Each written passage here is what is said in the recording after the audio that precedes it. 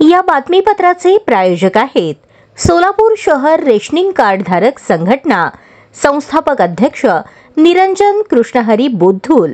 प्रत्येक rationing card धारकास आपल्या हक्काचे रास्त धान्य मिळालेच पाहिजे। रेशनिंग कार्ड धारकांना नम्र आवाहन, रेशनिंग दुकानदारांबाबत काही तक्रार किंवा हरकत असल्यास संपर्क साधावा। शिवबाज संपर्क कार्यालय, बोद्धुल निवास, अशोक चौक, सोलापूर। सभासद व्हा, एकत्र या, संघटित व्हा। संघटनेमध्ये सहभागी होण्यासाठी संपर्क करा। सोलापूर शहरातून अतिशय धक्कादायक माहिती समोर आली आहे। शहरातील प्रसिद्ध मेंदूविकार तज्ञ डॉक्टर शिरीष वळसंकर यांनी स्वतःच्याच डोक्यात गोळी झाडून घेतल्याची माहिती समोर येत आहे। या घटनेने वैद्यकीय क्षेत्रात खळबळ उडाली आहे।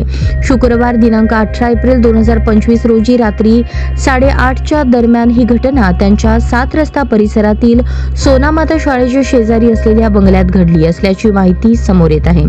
सदर बाजार पोलिसांनी याला दुजोरा दिला आहे। अशी माहिती मिळत आहे की डॉक्टर वळसंकर यांनी आपल्या निवासस्थानी रात्री 8:30च्या सुमारास स्वतःच्या डोक्यात गोळी मारून घेतली।